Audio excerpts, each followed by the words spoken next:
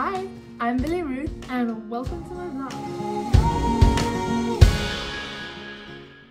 Today I am going to be speaking purely about how the heck I got to America. To me, it's a pretty insane and very close to home story, so I'm very excited to share it with you. I am going to start from the very beginning. So the high schools in Zimbabwe are organized in a very different way to the high schools in America. Our last year of high school is practically equivalent to America's first year of university. So when I found this out, I was like, so I decided to come up with a cunning plan to get out of doing my last year of high school. So when I was in my second last year of high school, to you guys as a junior, I decided to tell my parents that I wanted to go to a university in America. Little did they know that it was honestly because I did not want to go back to high school. They probably knew though because they were my parents. I did a little bit of research. I came up to my parents and I said, hey guys, I want to go to university in America, and so I honestly don't need to finish high school.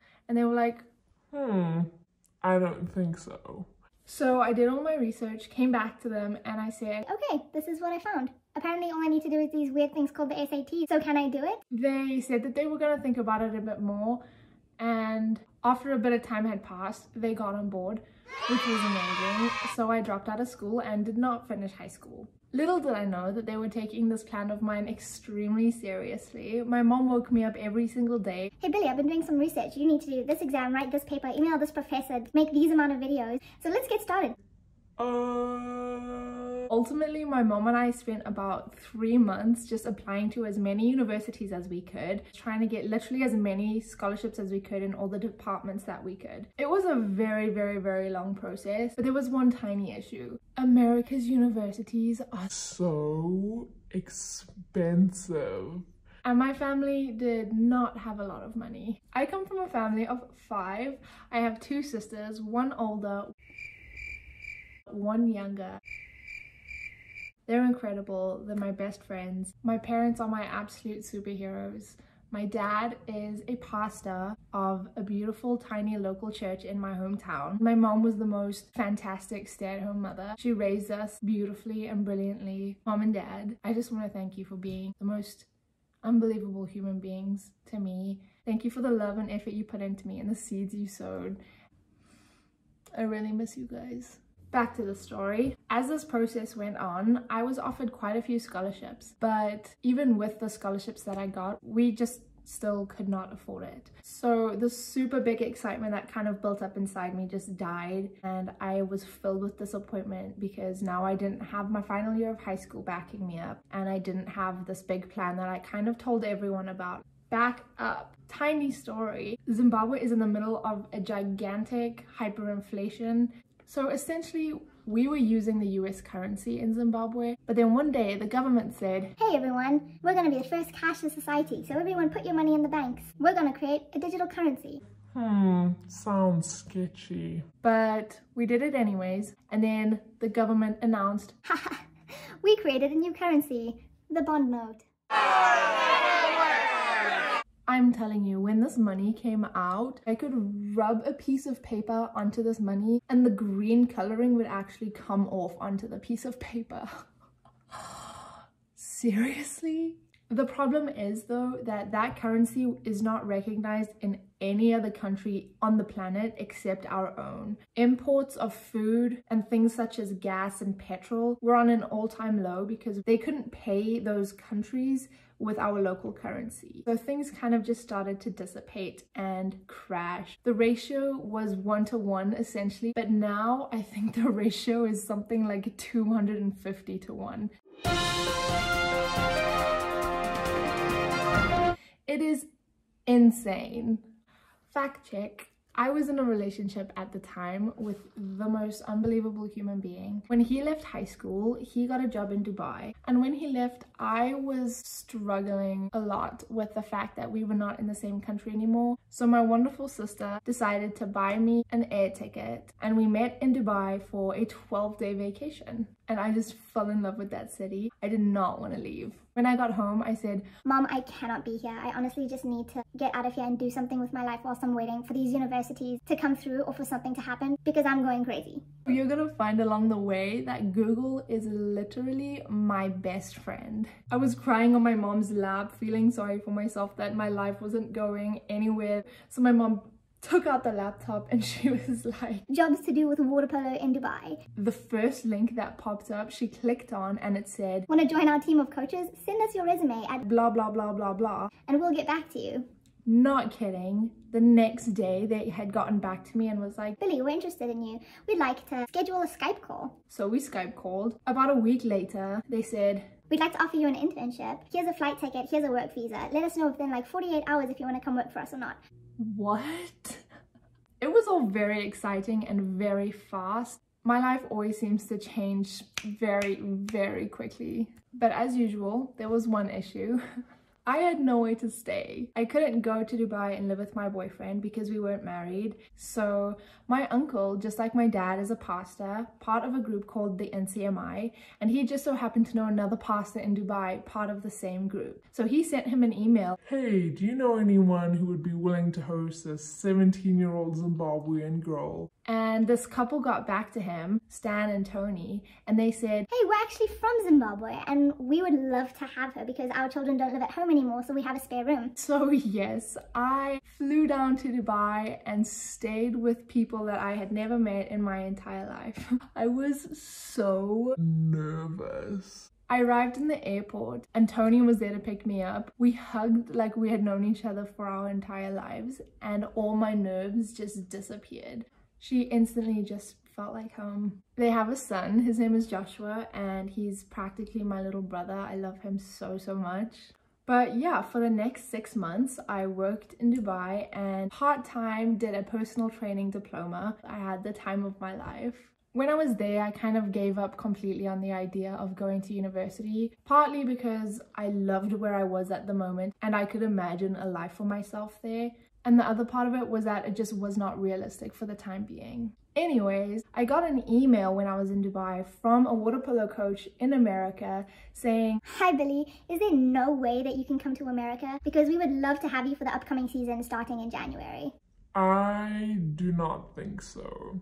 At first I was completely doubtful, but I sent it to my parents. They got back to me and were like, Billy, I think that this is actually something we could afford. I didn't get my hopes up because I didn't want to be disappointed again, but I followed along anyways. Things just slowly started falling into place. If anyone knows, US visas are extremely difficult to get. You guys are pretty sticky on who you let into the country. Short story. To get a US visa, you have to pay $160 up front just to get inside the US embassy. Whether you get your visa or not, that $160 is non-refundable. And like I said earlier, US dollars were not a thing in our country anymore. We were using a completely different currency. And to get a hold of US dollars was excessively difficult. It's very hard to come by and it is extremely valuable. So the fact that it is non-refundable is revolting. When my 6 months was up in Dubai, I went back home because 2 of my cousins were getting married in December. And if anyone knows my family, we're extremely close. And my cousins are practically my brothers and sisters. So I was very excited for these weddings. But there was one catch. The final wedding that I had to attend was on the 31st of December and my flight to America was on the 1st of January. It was a wild ride. Rewind. Now the US Embassy is about a 5-hour drive away from my house. Now petrol, fuel, gas, whatever you want to call it, we don't have any. It is so difficult to come by and very, very expensive. This was not a cheap process. So my mum and my sister drove up with me to go to my visa interview, and on the way there my mum actually had this piece of paper that she printed out for me with a whole bunch of questions that they could potentially ask me. And I had to study in the car. And needless to say, they asked me none of those questions. Thanks, Mom. When I was in the embassy, you can actually see other people that are getting interviewed. It was very, very nerve-wracking. There was this one lady that stood there with her tiny little daughter and said, hi, I'm here to get a US visa because I want to go and surprise my daughter for her birthday because she goes to college in America. And the lady interviewing her said, Ma'am, have you left Africa within the past year? No, I've never left Africa. Well, I'm sorry, ma'am, but if you had left Africa within the past year and gone to the United States or the United Kingdom, I would be able to give you a visa. But since you haven't, I can't give you one. what the heck? Disgusting. My nerves shot through the roof because if she couldn't get a visa, I swear I had no chance. Anyways, she asked me like 2 questions and said, Hey Billy, essentially you have your visa, but I can't give it to you until you pay upfront the entire sum of your first semester's tuition. Huh? We had to drive 5 hours back home, borrow money from one of my dad's best friends, and out of the absolute kindness and generosity of their hearts, lent us this insane amount of money. We sent it to the school, got a confirmation, drove back to the embassy, showed them the confirmation, they gave me my visa, and then we had to drive back home on the same day. So we, by the grace of God, found enough fuel to drive that trip 4 times. There, back, there, back. At least the visa part was over. Now we just had to get the tickets. As the wedding started to approach, my boyfriend actually came down to surprise me and attend both of the weddings. My entire family was there and it was just the most soul-quenching month. And when the weddings ended, I didn't know whether to feel upset or super excited because I was about to start my new life. I had no idea what I was walking into at the time. Leaving my family and my friends behind was one of the most difficult things I've probably ever had to do in my entire life. I was expecting to come home for summer break, which essentially was only in 4 months, so I wasn't too worried about it. Little did I know that the day I said goodbye to my family was the last time I'd see them in a 1.5 years. I think it was actually by the grace of God that I didn't know what I was walking into, because if I had seen what was coming up, I'm not too sure if I would have had the courage to step onto that plane that day. But I did, and I'm here, and it's fantastic. I am so grateful. But I really miss my family. I cannot wait to go home. So we said goodbye, and my mom and I flew 42 hours. Honestly, I think that's kind of an exaggeration. It was probably closer to 36. All I know was it was The longest flight in the world. We had a blast though. Now, if culture shock wasn't about to slap me across the face, the different time zones definitely did. Now, I was still in Dubai time, which was an exact 12-hour time difference from America. And it was pretty hilarious, actually. We were so jet lagged, it was not even a joke. Those of you who think time travel is not real, hear me out, okay? My mom and I left for America on the 1st of January, and I swear we arrived on the 3rd. What happened to the 2nd? Look for me on any database you want on the 2nd of January 2020. I didn't exist. Time travel exists. Don't even tell me it doesn't. But that is a pretty good summarized version of how I ended up in the United States. I just want to encourage people right now that if there's something on your heart that you feel like you really want to do, or maybe there's something that you want to do that you can't, whether it's a financial problem, an emotional problem, a spiritual problem, any kind of problem that you just feel like you can't face. My story is the perfect example of there is absolutely nothing too big, too hard, too crazy for God to do. Jesus constantly has our best interests at heart. There's this thing that I read in the Bible that said when you're praying for something, you have to pray for it like you've already received it.